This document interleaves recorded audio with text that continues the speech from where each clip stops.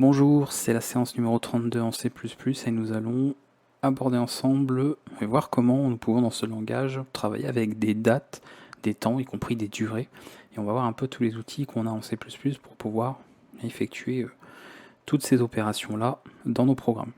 Alors C++ bien évidemment hérite de toute une partie liée au langage C, parce qu'à la base il était un héritage de ce dernier, donc nous on passera outre ces outils qui sont pour le coup des outils qui sont liés au langage C, et le but ici c'est pas de faire un cours de C puisque nous sommes en C++, donc on va aborder les outils finalement les plus modernes qu'on peut retrouver pour cela. Il y a beaucoup de choses pour gérer le temps, pour gérer les fuseaux horaires, gérer des dates, etc. Les dates, bon, un petit peu moins, il manque pas mal d'outils, mais on va voir qu'on a quand même quelques petites choses avec lesquelles travailler. Et comme ça, on aura fait le tour sur cette vidéo, sur l'ensemble des petits outils que je voulais vous montrer justement en C++. On va d'abord passer par l'inclusion. On va inclure un fichier d'entête qui est chrono, et qui va nous servir à la quasi-totalité, enfin oui, la totalité de ce que je vais vous montrer ici. Et comme ça, on aura vu un petit peu tout ça. Première chose que nous pouvons faire, c'est finalement de travailler avec une date calendaire, c'est-à-dire de pouvoir fixer un jour, un mois, une année, et travailler avec ces valeurs-là. On travaillera bien sûr après avec des valeurs temporelles, je vous en parlerai juste après, et on verra un petit peu tout ce qu'on peut faire avec concernant C++. Le plus simple ici, si on ne va pas se prendre la tête, c'est de passer par chrono, ça ne change pas, et ici on va spécifier tout simplement une année.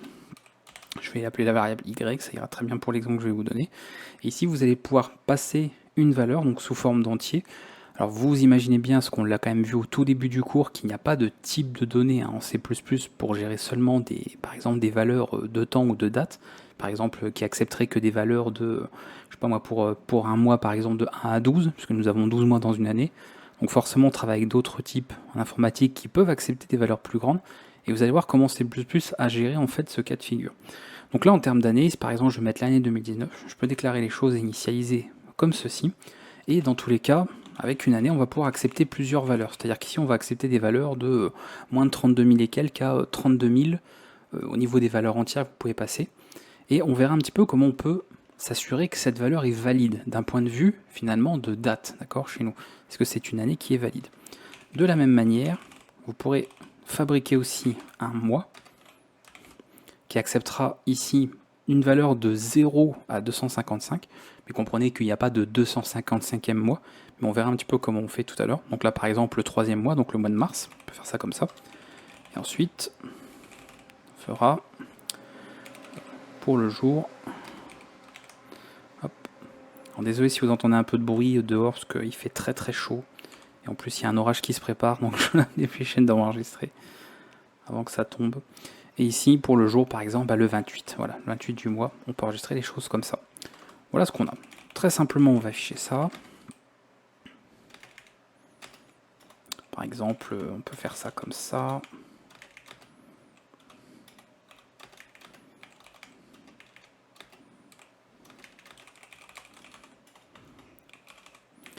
Endline. Hop.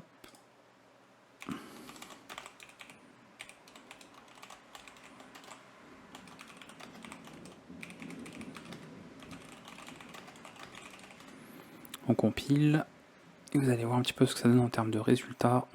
Ça prendra un petit peu de temps parce qu'il y a pas mal d'outils, en plus j'ai beaucoup d'outils dans mon terminal, donc là c'est des fois un peu long pour compiler, mais ce ne sera pas évidemment forcément le cas chez vous. Et voilà ce qu'on obtient, donc bien évidemment l'affichage est parfaitement géré, ce sont des outils de la bibliothèque standard, donc qui fait en sorte de gérer un petit peu tout ce que nous avons ici. Donc, notamment avec des valeurs, mais on verra un petit peu ce qu'on peut faire d'autre. Mais ici, c'est véritablement pour travailler avec un calendrier. Donc, on est sur une valeur ici qui est inscrite en alphabétique. Et après, on pourra travailler plutôt, pas en réfléchissant en termes de date calendaire, mais plus simplement fixer un certain nombre d'années, de jours, etc. Donc, plus parler de durée. Éventuellement, on va voir ça juste après. Alors comment s'assurer d'avoir une date finalement qui serait valide, une date au niveau calendaire qui serait valide? C'est plus ça va peut-être vous sembler étonnant, mais a fait un système qui est très simple, c'est de créer des méthodes OK, donc sur ces trois éléments-là, qui permet de voir si on entre en fait dans quelque chose de valide. Donc là, il faudrait qu'on soit sur une année valide, bon, classique, là on a de quoi voir venir. Ici sur un mois, il faut être de 1 à 12, voilà. Et ici finalement pour un jour, il faut être de 1 à 31. Parce que maximum 31 jours dans un mois. Donc effectivement, si par exemple j'ai un nombre de jours ici qui est correct, on pourra le noter. Et voilà ce qu'on a. Donc là c'est correct, hein, 28 jours dans un mois, c'est tout à fait valide hein, comme nombre de jours. Le 28e jour du mois, parce qu'on parle d'une année, on parle d'une date calendaire, bien évidemment. Et ici, bah, si je prends par exemple la valeur maximale, 255, qui serait acceptée ici, eh bien vous allez voir que ça compilera, ne posera pas de problème au niveau de la compilation, c'est parfaitement valide et accepté au niveau du langage. Par contre ici, ce n'est pas, ça ne rentre pas dans la condition puisque la valeur n'est pas valide d'un point de vue calendaire. Donc c'est vraiment important. Voilà, si vous avez besoin de contrôler ces valeurs-là, notamment issues d'une saisie par exemple, ou récupérées depuis une lecture de quelque chose, de pouvoir contrôler avec cette méthode OK, qui peut être appliquée aussi bien pour l'année, le mois et le jour, sans problème. Vous avez tout ça. Passons à d'autres outils maintenant, plus en parlant de type temporel. C'est-à-dire que là, on parle d'une année, enfin on parle d'une date, pardon, je vais y arriver, calendaire, mais on pourrait très bien se dire, dans un programme, que on veut, par exemple, compter 18 ans. Vous voyez, c'est une durée, en fait, 18 ans, 23 mois, 35 jours, d'accord? Donc on est évidemment sur des valeurs ici qui ne seraient pas valides d'un point de vue calendaire. Pour autant, on peut penser comme ça en point temporel ou simplement en durée. Et pour ça, nous avons d'autres outils. Donc ce sont des alias mais qui fonctionnent très très bien et très facilement avec Chrono, donc ici, et vous passez ensuite le nom de la valeur que vous voulez. Par contre, c'est au pluriel. Donc si vous voulez un certain nombre d'années, vous avez years, vous avez bien sûr pour les mois months, vous avez également pour les semaines, on a pour les jours, etc. etc. Donc là par exemple, je peux noter ça comme ça, et si je veux 365 jours, oui, je peux le noter parfaitement comme ça. Il n'y aurait pas de problème. Ça fonctionnera également avec ce formatage là.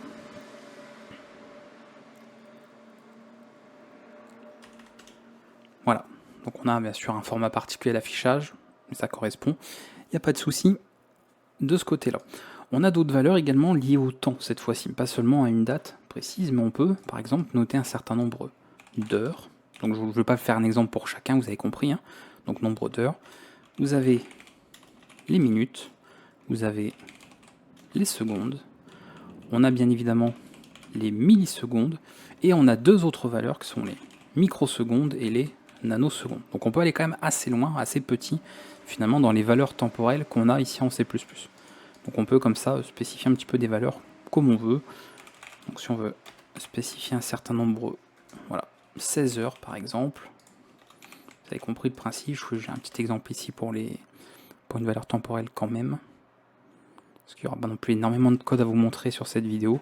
Voilà, comme ça vous avez la valeur ici qui est disponible, et ça va servir notamment à faire des calculs, c'est-à-dire qu'on va pouvoir bien sûr calculer un petit peu tout ça, et c'est pratique, c'est-à-dire que je peux très bien avoir, par exemple, donc je vais laisser bassin, on va laisser les heures comme ça, on va en faire un autre, après tout,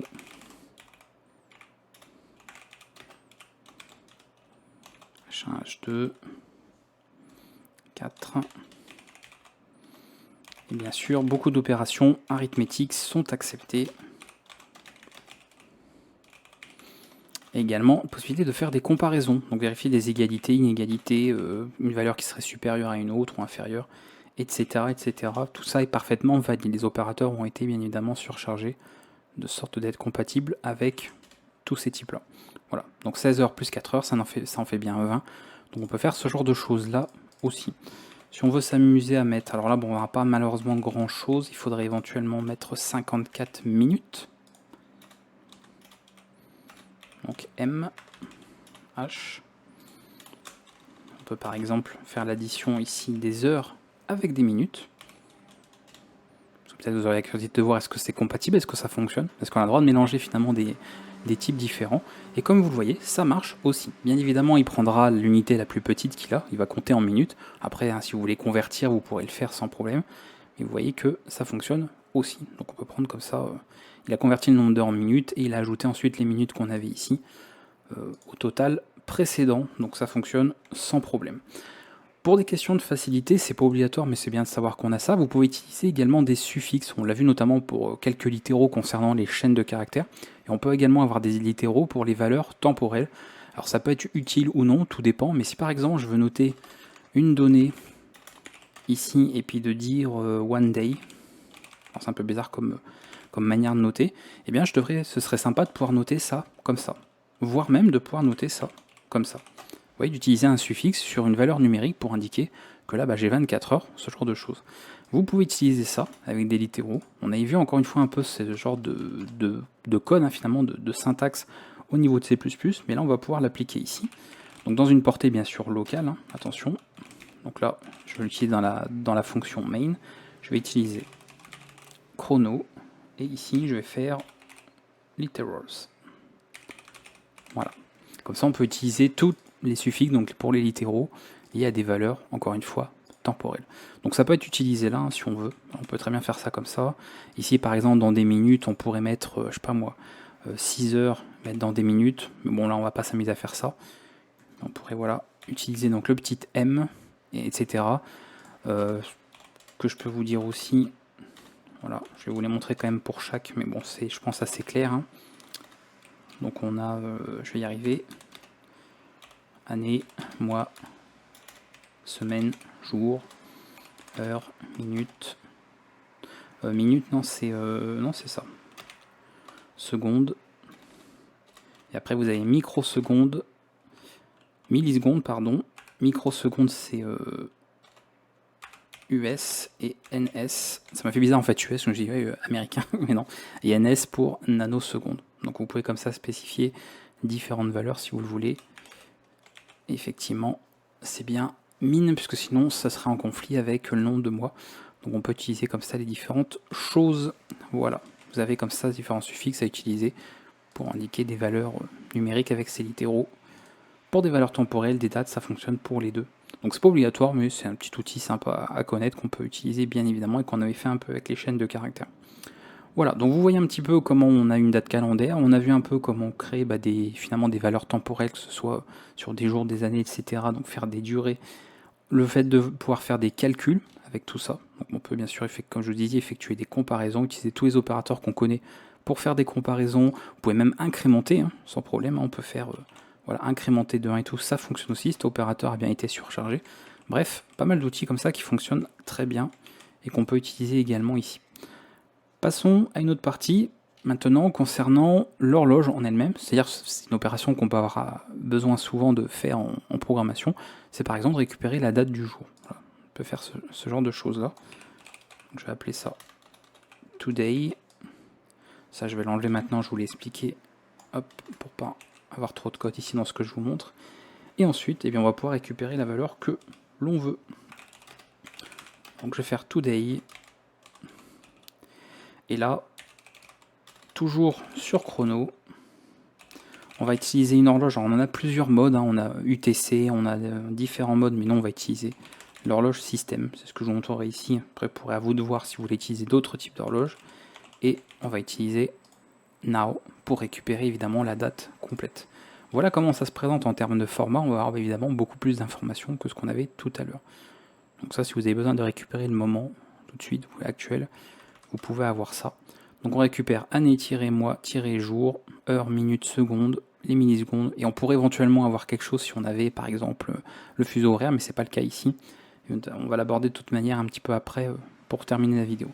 Donc on récupère ça, et après pareil, on pourrait faire des calculs, etc. Et en fait, j'aurais même pu mettre en const en réalité, en constant si je veux pas changer forcément cette valeur-là. Mais vous avez en tout cas cet outil qui fonctionne très bien et qui permet bien de faire, de renvoyer en fait tout ce que l'on veut. Donc on a comme ça un point temporel qui est renvoyé, un time point, et on peut traiter un petit peu tout ça, donc ça fonctionne très bien. Voilà pour ça. On va terminer, enfin poursuivre et terminer en tout cas avec deux choses. Les fuseaux horaires, parce que c'est bien de savoir un peu comment ça fonctionne, et ensuite on verra un peu comment formater aussi. Il peut être pas mal de faire un peu de formatage de dates, surtout que ça a pas mal évolué aussi. Il y a beaucoup de manières de faire en C++, beaucoup de méthodes à l'ancienne également, en passant notamment en faisant une conversion vers le type du langage C finalement pour gérer des temps. Et moi je vous ai dit qu'on ne le verra pas, on va vraiment se concentrer que sur du C++, c'est important. Et on va voir un petit peu comment on peut faire du formatage avec des outils assez récents pour tout ça. Au niveau des fuseaux horaires, on a ce qu'on appelle, ça sera à vous de faire une recherche, je ne vais pas vous le montrer forcément ici, mais vous avez Liana, et qui notamment permet de récupérer les time zones, donc les fuseaux horaires. donc souvent TZ Data ou ce genre de choses, et vous pourrez trouver des listes en fait sur internet, que ça vous parle peut-être déjà, hein, notamment quand on fait des installations de systèmes, je pense aux distributions GNU Linux par exemple, où vous retrouvez en fait des fuseaux horaires au format textuel. Par exemple pour la France c'est Europe, donc avec une majuscule à Europe, et /Paris. Et on en a d'autres, hein, on peut avoir Africa quelque chose, que c'est marqué, c'est en anglais, hein, évidemment, ils sont pas en français. Et vous avez comme ça plusieurs fuseaux horaires qui peuvent être finalement définis comme ça. Donc c'est une norme, hein, on sait pas les choses au pif. Il y a une norme en fait qui s'occupe de ça et qui permet d'avoir la liste. Donc si vous voulez récupérer un fuseau horaire en particulier, à vous de trouver en fait cette liste et vous aurez comme ça la valeur correspondant au fuseau horaire que vous voulez, avec lequel vous voulez travailler en fait au niveau de votre programme. Et à partir de là, nous avons un outil pour le faire. Alors je vais marquer ça date, ce sera très bien comme ça, qui permet d'avoir tout ce qu'il nous faut. On va avoir zoned time, non, c'est bien zone time, parce que des fois j'inverse entre les deux. C'est bon, parce que ça c'est à cause parce que quand on pense time zone, c'est vrai qu'après ça fait le fait de soit inversé, ça peut être trompeur. On peut se mélanger un petit peu avec les deux. Et ensuite, bon, on va noter une date. Et là, eh bien, vous passez en premier le fuseau horaire en question. Donc moi par exemple Europe-Paris. Donc là en plus on est en heure d'été en France, donc on sera en plus 2. On aura un décalage de 2 heures par rapport à Greenwich. Et ensuite, eh bien, ce qu'on a utilisé tout à l'heure, c'est pour ça que je voulais aussi vous le montrer, chrono. Donc on va utiliser l'horloge système. Clock now. Voilà. Comme ça on a tout ce qu'il nous faut. Et là évidemment la date sera un peu plus détaillée. Et surtout elle sera plus exacte. Parce qu'on aura le bon décalage qui va être appliqué. Ah, j'ai mis... non, c'est date, hein, pardon. De toute façon, on n'est pas un mot réservé, donc on n'entre pas en conflit ici. Et après, on aura le bon formatage qui va bien. Voilà. Donc là, on est en CEST, donc on a tout ce qu'il faut. Et cette fois-ci, on a bien le décalage des 2 heures qui est appliqué. Donc c'est bon. Comme ça, on peut travailler avec le fuseau horaire que l'on veut. Donc encore une fois, ça, si vous ne savez pas comment les retrouver, si vous ne les connaissez pas, vous n'en avez pas de tête, vous pouvez trouver tout simplement la liste. Je vous dis, les fuseaux horaires, il y en a. Et généralement, par rapport au code pays, donc France, c'est évidemment FR, vous aurez donc un élément qui sera associé, par exemple Europe, Paris. Et vous pourrez trouver ça pour chaque pays, pour avoir en fait chaque fuseau horaire à utiliser ici sous forme textuelle. Ça, c'est bien pratique. Je trouve que c'est plus pratique de fonctionner comme ça. Et ça documente le code aussi, pour savoir sur quel fuseau horaire nous nous trouvons. Donc ça a quand même un côté bien particulier qui peut aider au niveau du code. Enfin, comme je vous l'ai dit, on va voir pour formater un petit peu les différentes dates qu'on a quand on veut par exemple récupérer une information précisément. Donc là on va juste faire ça. Today. Hop. Donc on va revenir sur ce qu'on avait avant et voir comment on peut formater ça. Encore une fois, il y a plein de manières de le faire, mais nous on va voir finalement ce que je trouve qui est le plus pratique. S'il y a des gens qui programment en Python parmi vous, ça va vous parler. Parce que c'est le principe de faire du formatage en fait de texte, et surtout de gérer des caractères spéciaux pour pouvoir choisir le format de date que l'on veut. Donc là on a une date vachement grande, on ne veut pas forcément toute l'information, donc on peut retrouver plein d'éléments qu'on va pouvoir manipuler ici. Je vais vous montrer après en détail. Et pour cela, on va utiliser notre outil de formatage. D'ailleurs, je pourrais même le formater en fait ailleurs. Ouais, on va le faire ailleurs. Ce sera très bien.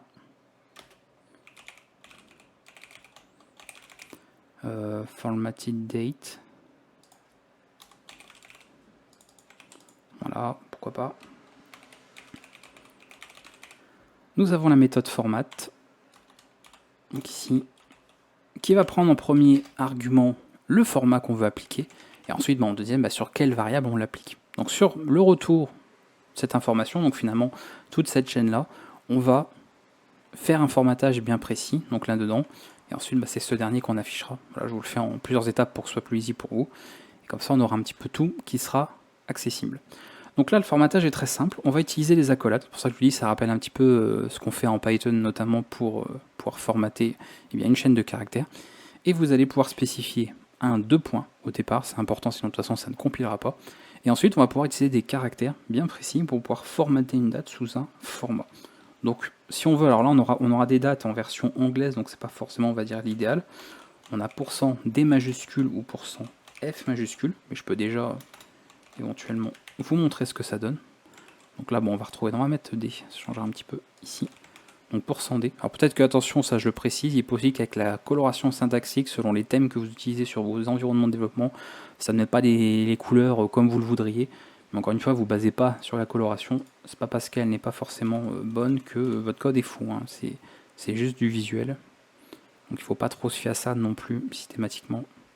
Je dis ça parce que souvent quand on met des pourcents, etc., l'éditeur sait plus trop hein, au niveau de la coloration. Voilà. Donc là, on est le 12 juin, donc évidemment, au format anglais, on met toujours le mois avant, donc c'est, voilà, attention, formaté dans ce sens-là. C'est pour ça que je ne disais pas forcément le mieux pour nous, mais on va pouvoir de toute façon changer un petit peu ce que l'on veut pour avoir eh bien, un format un peu plus précis. Et justement, si on veut le nombre de jours, enfin oui, le jour, on a %d minuscule cette fois-ci, on va avoir pour M, et on va avoir Y majuscule, ce qui évidemment certains peuvent être utilisés pour d'autres formats, donc on a comme ça les différentes valeurs. Et là, bien sûr, si je fais ceci, donc là, vous voyez effectivement la coloration syntaxique n'est pas forcément bien faite. Maintenant que ça compile, et après on aura tout qui est affiché. Voilà, et là c'est formaté au format français en tout cas, donc ça correspond un petit peu mieux à ce que nous voulions ici. On a d'autres outils également, parce que ça finalement, hein, on voit que c'est un mélange, c'est-à-dire que ça rassemble plusieurs choses. On a bien évidemment pour les heures, les minutes, donc attention c'est un M majuscule, et les secondes qui est un S majuscule. Pourquoi S majuscule? Parce que le S minuscule est réservé pour des chaînes. Hein. Rappelez-vous, pour ceux qui ont fait du C, voilà, donc c'est déjà utilisé. Donc là c'est S majuscule pour les secondes, et ainsi de suite, on a pour d'autres valeurs éventuelles. Donc ça d'ailleurs ça inclura, parce que c'est une valeur à virgule flottant, donc ça inclura éventuellement les millisecondes. Parce que vous avez vu que ce format de, on le voit plus ici, on avait par exemple le nombre de secondes, point, et ensuite plusieurs décimales. Donc bien sûr ça prendra le tout, après à vous éventuellement d'appliquer un arrondi avec des fonctions mathématiques si vous voulez, mais sinon ça traite la valeur comme une valeur à virgule flottante. Donc on aura tout, une approximation d'un réel. Voilà, je pense qu'on a fait le tour. Si on veut, bon, les heures et les minutes, on a également, effectivement, on a grand R, ou alors on a grand T si on veut également avec les secondes. Donc ça revient, je peux vous montrer de toute façon. C'est pas comme si la vidéo là, avait été très longue. Hop. %T majuscule. Parce que là, le format anglais ou français est le même. On met heure, 2 points minutes, 2 points secondes. Donc chez nous, c'est vrai qu'on peut retrouver aussi les lettres. Hein. La valeur H, le nombre de minutes, M et le nombre de secondes. Et voilà, on trouve, comme je vous ai dit, la valeur virgule flottante, donc pour les secondes, 35 secondes et les millisecondes, et ainsi de suite, jusqu'aux nanosecondes. Donc on a un petit peu tout. Je pense qu'on a fait le tour, c'est bon. Alors là, encore une fois, vous voyez, bon, c'était démarqué ça parce que j'ai pas le décalage qui est appliqué. Parce que j'ai juste récupéré la date du jour sans prendre en compte le fuseau horaire, donc on est en heure au fuseau de Greenwich, donc GMT 0 ou UTC 0. Et on a un petit peu tout. Puis je pense qu'on va s'arrêter là. Ah non, on en a d'autres aussi qui peuvent être utiles. Enfin, utiles, on l'a vu tout à l'heure là quand on avait les formats notamment alphabétiques. Donc si vous voulez A, ou alors petit a, et B, petit b. Je vais vous montrer tout de suite ce que ça donne. Hop.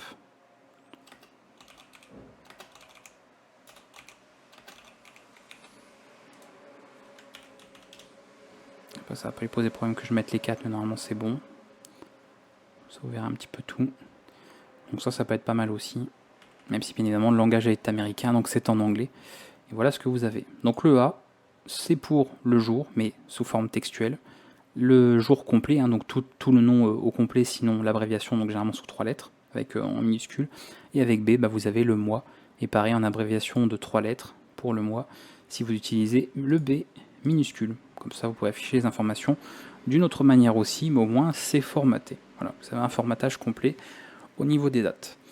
On a fait le tour de ce que je voulais vous montrer. Encore une fois, si vous vous documentez après davantage, vous allez un petit peu plus loin, vous retrouverez notamment le type TimeT, donc qui a été en plus incorporé, on va dire, dans une abstraction de C++. Mais en fait, c'est un type issu du langage C. Donc vous pouvez comme ça passer de l'un à l'autre et utiliser tous les outils qu'on utilise en langage C pour manipuler des temps, des dates, ce genre de choses.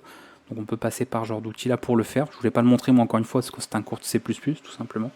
Mais sachez que évidemment il y a des compatibilités possibles et des conversions possibles de l'un à l'autre si vous voulez. Donc notamment ça pourrait être converti vers un TimeT si vous voulez. Ça se fait sans problème. Donc on peut faire ça en C++. Comme ça, je vous ai un petit peu dit tout ce qu'il fallait. Et au moins niveau formatage, bon ça c'est bien pratique parce que c'est sinon c'est assez casse-pied. Si on veut formater, on a plein d'autres outils qui à la base sont pas forcément prévus pour travailler avec des dates. Mais là, Format, c'est un outil qui est global au langage et qui fonctionne donc très bien pour formater ici. On pourrait l'utiliser pour d'autres choses d'ailleurs, hein, comme en Python, mais ici, avec les dates, ça s'y prête très bien. Et comme on ne l'avait pas vu avant, ce qui n'avait pas l'occasion d'utiliser avant et de le voir, en tout cas avant dans le cours, par rapport à ce qu'on a vu dans les séances précédentes, au moins c'était l'occasion de voir un petit peu cette fonction. Comme ça, vous aurez vu un cas d'usage pour le coup bien concret, bien utile, avec ce que nous avons fait ici. J'espère que ça aurait été suffisamment clair, parce qu'encore une fois, c'est toujours un peu compliqué de tout aborder, mais en même temps pas trop, et de voir les choses peut-être les plus, on va dire, pertinentes, et puis mettre un peu de côté ce qui est issu finalement de l'héritage que se trimballe le C++ avec le langage C. Mais comme ça, vous avez toutes les opérations, on va dire, les plus complètes. Alors comme vous avez vu, il n'y a pas forcément d'outils, si vous faites du PHP, du Java, voire même du C#, que c'est beaucoup plus pauvre, entre guillemets, c'est-à-dire au niveau de la gestion des dates. En Java, il y a je ne sais combien de classes, on l'a vu sur le cours, pour gérer des dates locales, des heures locales, des temps en fait de manière générale. On a beaucoup plus d'outils, là où C++, il y a beaucoup de retard à ce niveau-là. Il y a des fois des outils utilisés par des bibliothèques tierces, je pense à Boost notamment, et d'autres. Donc bien sûr, il y a plein d'outils tiers qu'on peut utiliser, mais là non, on se concentre surtout sur la bibliothèque standard, sur ce qui est présent nativement au niveau du langage. Et mine de rien, bon, on a quand même quelques petits outils qui existent maintenant, qui n'existaient pas forcément il y a quelques années. Donc on peut faire quand même quelques petites choses concernant les dates, les temps, les durées, etc. en C++. Et j'espère que j'aurai pris le soin en tout cas de vous détailler un petit peu tout ça dans cette séance. Je vous dis à bientôt. Pour la suite, normalement, sauf changement prévu entre temps, on devrait aborder tout ce qui est lié à la programmation asynchrone. On aura ça sous forme de 2 vidéos. Donc vous verrez un petit peu tout ça. Voilà, on va avoir des outils aussi pareil assez récents du langage C++ qui permettent de faire beaucoup de choses. Donc ça deviendra peut-être un peu plus complexe pour certains, mais on arrive de toute façon à la fin du cours, puisque après, je pense qu'après ces vidéos-là, on pourra même conclure le cours de C++, puisque les autres choses que j'aborderai sont soit des choses beaucoup trop récentes, qui ne sont pas encore prises en charge partout dans le langage, donc on le verra sûrement dans des tutos, je pense aux concepts, aux coroutines, aux modules, tout ce genre de choses-là. On verra plutôt ça dans des tutos, parce que c'est encore assez récent, c'est pas forcément compatible partout, donc ça complétera le cours, je pense. Mais on arrive, voilà, effectivement, assez proche de la fin de ce cours de C++, avant d'aborder d'autres outils en C++, qu'on verra dans d'autres playlists sur la chaîne. Je vous dis à bientôt, et n'hésitez pas à bien vous exercer, vous entraîner, coder, comme d'habitude, partagez cette vidéo, likez, etc., etc. Et surtout, le plus important, prenez soin de vous. À bientôt.